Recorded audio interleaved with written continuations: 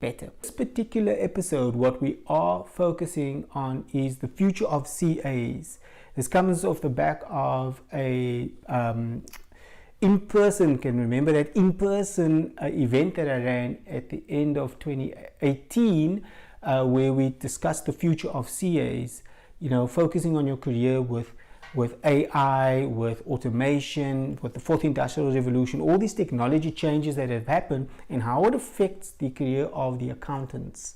And so with so many of my customer base being accountants, and maybe we do focus on the importance of understanding finance in a business and how that can help you leverage and and take advantage of things. So we speak a little bit about that, about technology and what's happened in this landscape for small businesses. Enjoy.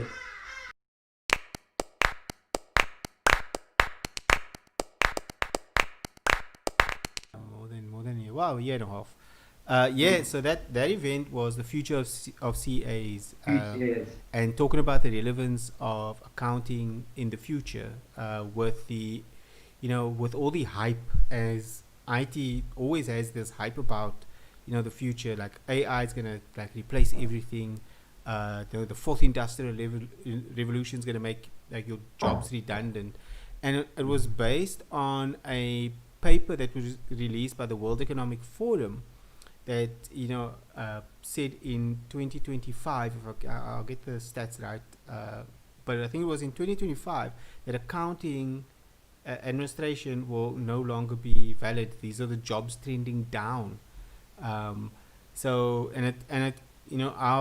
clients are, a large percentage of them are in finance, and we thought, wow, let's get a discussion going about the impact of technology innovation on your current lifestyle.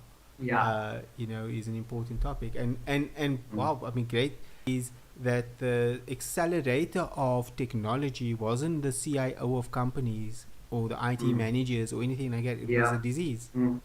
Yeah. And so 100%. so the work from home suddenly thrust everyone to get their technology sorted out and stop being lazy, and figure a way of how you can have distributed teams, and that was fueled by disease and not actually the IT people pushing it forward. So yeah. 100%. So So I mean, sorry, Richard. I was probably one of those. Sorry, I was probably one of those guys who through COVID, it sort of accelerated our outlook. Not that we were against the change, because we're always looking at new and innovative ways of doing our work on a daily basis to take that stress away at month end. But it's like you said now, with COVID-19 at the forefront, it accelerated the need for that change. And it's amazing. It will be interesting to see post COVID-19 what the perception will be for a lot of businesses out there, especially finance managers, who is basically as sort of your target market in terms of your systems and your software that you create to facilitate and to basically enhance their month-end process. Yeah. So yeah, I just thought we can chat a bit about that, because and it kind of stems from last week's conversation at where we are now and what technology is doing at the moment. Because like I said, it's something you touched on years ago, and it's basically there at the forefront right now. From a business perspective, it's like COVID-19 introduced opportunities, risks, threats. And so you needed to play off either of your strengths or your weaknesses, and so and we got it both sides. So there were opportunities or deals we were pursuing that went away because of COVID-19, because some people couldn't handle it. But it also introduced new opportunities. Like, we picked up clients that were desperate to get the work done. They ended up with more work than they normally would have, and some teams couldn't work remotely, and they still needed the work done. And so that accelerated their drive for automation. and those clients came on board, and are very happy clients today. So we kind of were in this, initially we were very nervous about the effect of Yeah. COVID-19 because we just saw these contracts sort of stop. Mm. Projects that we were working on either halted, Mm. and Mm. or sort of people say like no ways they can't sign any new deals. Firstly, financial impact, Mm. or they just didn't think that it's a priority at the moment, and they were sort of buckled down in trying to get other things done. Mm. The opportunity that it did bring is that, like I said, there were these clients that I mean, we've even had clients that say like generally they are a meet in person kind of, they people that want to meet Yes. in person all the time. But Yes. so Mm. because of COVID-19, also the remote working, because I've Mm. been working remotely exclusively for 2 years, Yeah. is that now they were happy to meet because that's how they're meeting everyone else, and so they're happy to meet with me, and so those opened up the doors, and they were happy to have the conversation and see the work that we do. Whether that will continue with him, as Yeah. the restrictions are Yeah. lifted, I'm not Mm. sure, but I think that we've already established that rapport, and we've Yeah. established that value of the kind of work that we do, that I don't think will Mm. go away anytime Mm. soon. Mm. So that's, I think, the good and the bad of the technology side of it. I think Yeah. the things that it was amazing for me to see was how quickly the humans, the workers, not the IT people, adapted and took on all these technologies, like Zoom, for Yeah. example. One of Mm. the interesting points of the early days of the lockdown was that there were so many companies buying or adapting Zoom as Yeah. their video conferencing tool, so much so Mm. that Google had to ban Zoom because of their security concerns around the product. Mm.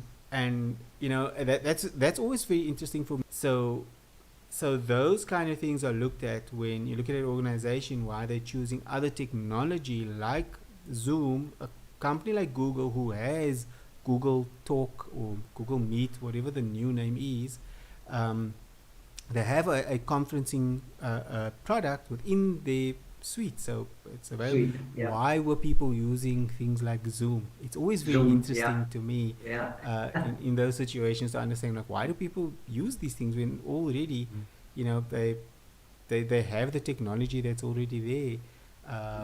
Why do people use companies like us when they like? Why do accountants use people like us to do Mm. essentially reports which they Mm. can already do, or they Mm. have systems like Sage and Palladium, or Mm.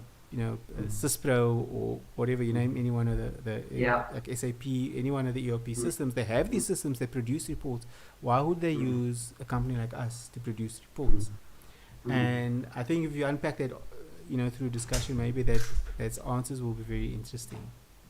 No, definitely. I think with the packages that you mentioned, Richard.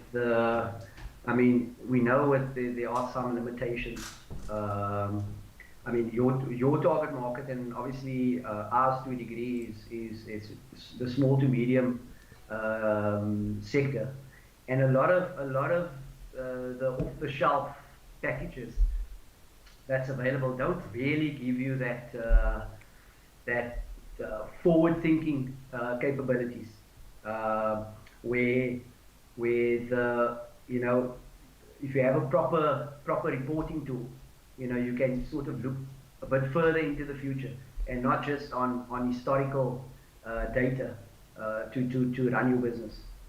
So it's working with you now over the last couple of years. It's been interesting to see that growth in terms of how you've sort of linked all of the stock standard packages that's on the market that targets our type of clientele. Um, and our responsibility at the moment is just to see how we can take our existing client base and actually utilize additional tools that you offer just to see, if we can get them to start thinking more, have a more forward-thinking approach than just what's the current status of their business. So yeah, that's where we at the moment with regards to the to IT.